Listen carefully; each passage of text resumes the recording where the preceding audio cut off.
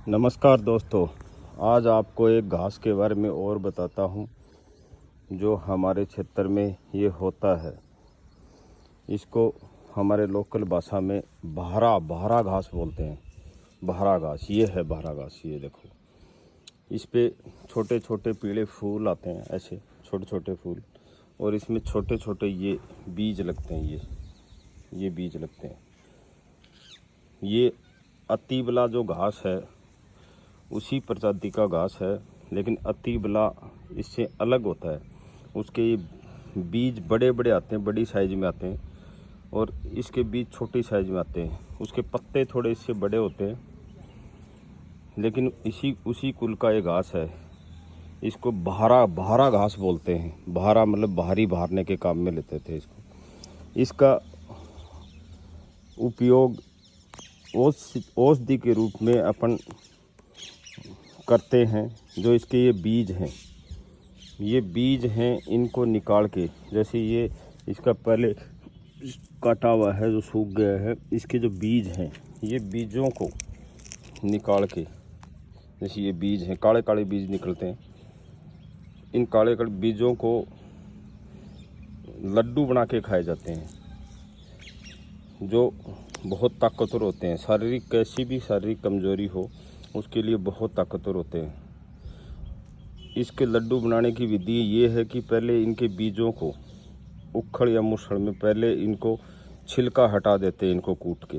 फिर इनको धो के पानी से इनको सुखा दिया जाता है। सुखाने के बाद में इनको दलिए की तरह पीसा जाता है। पीसने में थोड़ा जोर आता है, बहुत हार्ड होते हैं ये, हार्ड होते हैं। फिर इसके अंदर आटा भूंद के, आटा कोई भी, जब वो सिक जाए, अच्छी तरह से भून जाए, उसमें उसको डाल देते हैं, उस गर्म में दबा देते हैं, और उसमें चीनी और घी डाल के इसको खाया जाता है। इसको खाने के बाद में खट्टा नहीं खाना चाहिए, खट्टी चीज़ें नहीं खानी चाहिए, इसका परहेज रखना पड़ता है। और ये बहुत ही उपयोगी है और बहुत ही ताकतवर औषधि है। कैसी भी शारीरिक कमजोरी हो उसको ठीक कर देता है। इसका दूसरा उपयोग गाँव में करते थे। जो इसकी स्टीम है, इसकी टहनियाँ हैं, ये टहनियाँ बहुत हार्ड होती हैं, तो इसको बहरा, झाड़ू बनाने के काम में लेते थे। बहरा बोलते हैं इसको। जो पशुओं की, जो हमारे बालू मिट्टी है, जो पशुओं के ठान है, रेन, उनको बहारने के, उनको साफ़ करने के काम में आता है। ये उसका बहरा हमारे बनाते हैं। ये ऐसे ही रेंडमली उगता है, ये इसका बहरा बनाया हुआ है। इस बहरे को बहुत हल्का होता है वेट में, और आसानी से, ये देखो आप, ऐसे ये मिट्टी को अपने साथ लेके नहीं जाता, ये कचरे पूरे को साफ़ कर देता है।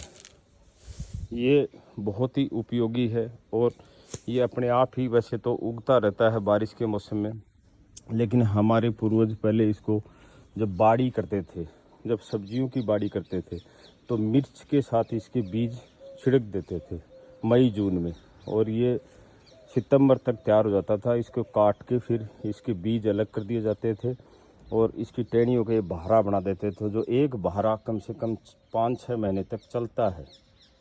धन्यवाद साथियों।